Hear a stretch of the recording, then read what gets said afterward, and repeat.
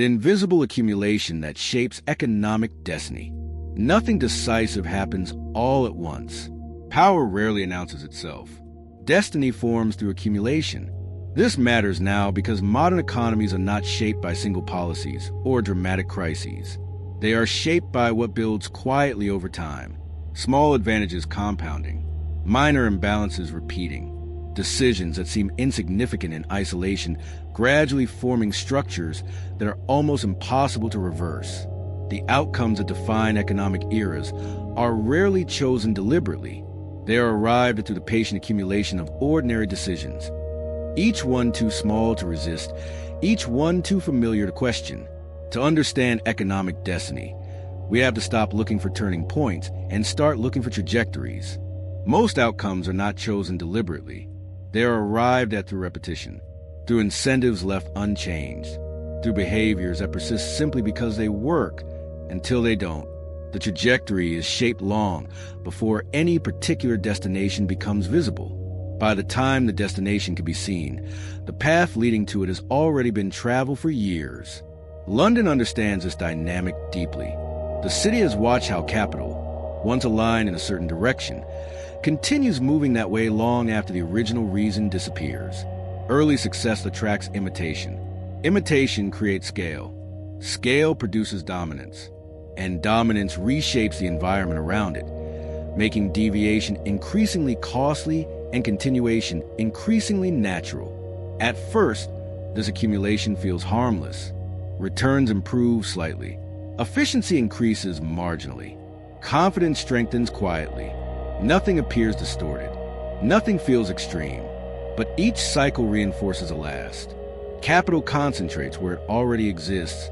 Opportunity narrows where it feels safest. Alternatives fade not because they failed, but because they were never tested again. The unexamined path continues not because it is optimal, but because it is familiar. This is the first reveal. Economic destiny is not forged through bold choice. It is shaped by what is allowed to accumulate without resistance. And once accumulation reaches a certain scale, reversing becomes less a decision and more a struggle against gravity itself. Accumulation gains power because it feels incremental. Each step forward appears small. Each gain feels justified. Each adjustment seems reversible. London has seen how this gradualism disarms attention. When change arrives in fragments, it escapes resistance. No single moment feels worth challenging.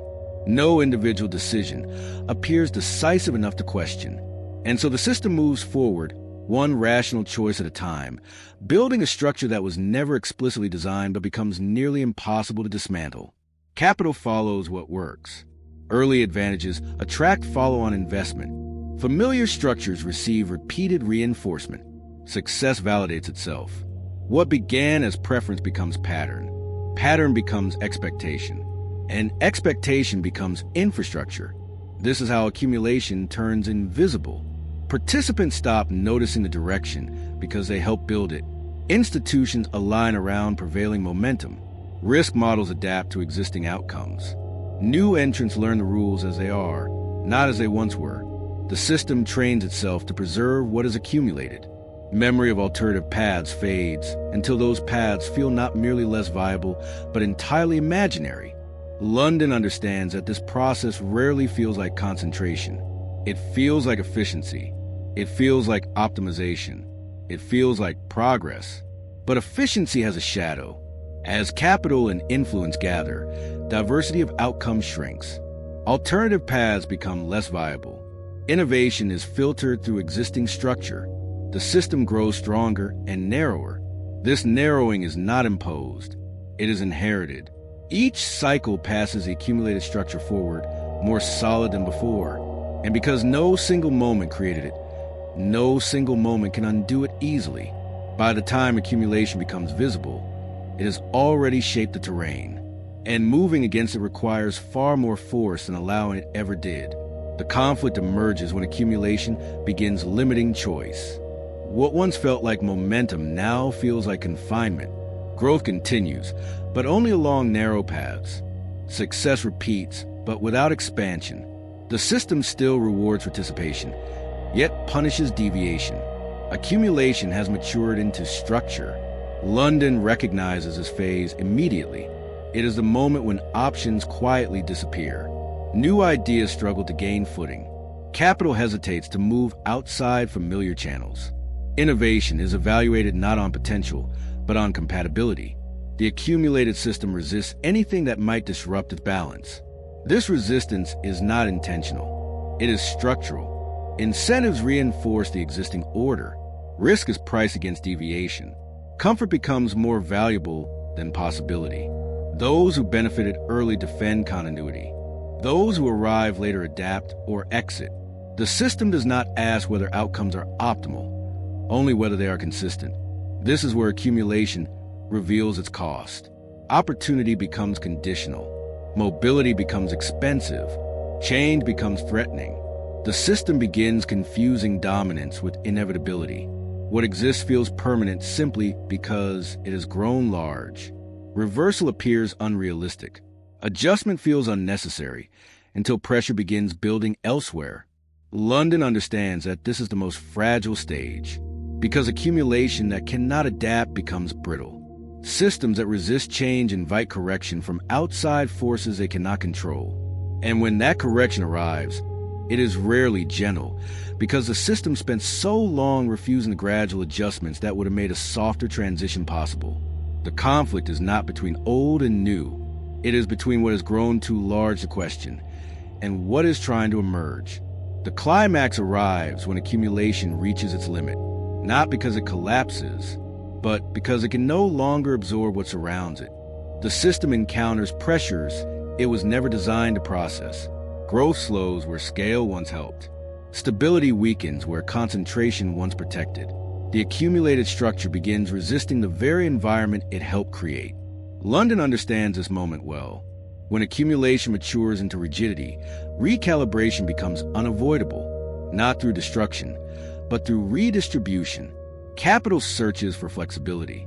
Influence shifts incrementally. New pathways form at the edges while the center struggles to adapt. This is the resolution of invisible accumulation. What shaped destiny quietly must now be questioned deliberately. The system does not unravel overnight. It adjusts unevenly. Some structures endure, others thin. Opportunity begins reappearing in places previously ignored. Movement returns not as revolution, but as release. The lesson is clear. Accumulation is powerful, but temporary. Scale creates strength and constraint, and what once felt inevitable becomes negotiable again. Economic destiny is not fixed forever. It is shaped by what is allowed to grow unchecked, and by who recognizes when growth must make room for renewal. Those who see accumulation early can adapt with less pain. Those who notice only at the limit are forced to change. And in systems shaped quietly over time, awareness is the only real advantage. Subscribe to join the journey. The political economy of invisible accumulation is worth examining carefully, because it explains why correction so rarely happens before accumulation reaches its most costly phase. When capital, influence, and advantage have been concentrating in a particular direction over many years, the beneficiaries of that concentration are not merely financially invested in its continuation. They are often ideologically invested as well.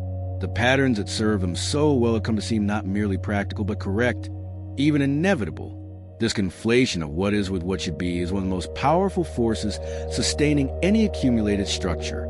It transforms what is essentially a contingent historical outcome into something that feels like a natural law, and it makes the case for redistribution or rebalancing not just economically uncomfortable but conceptually foreign.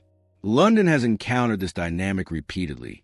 The recognition that accumulated advantage must sometimes make room for new entrants, new ideas, and new structures, not out of charity, but out of the genuine understanding that systems become brittle when they are no longer permeable, is one of the more difficult institutional insights to maintain.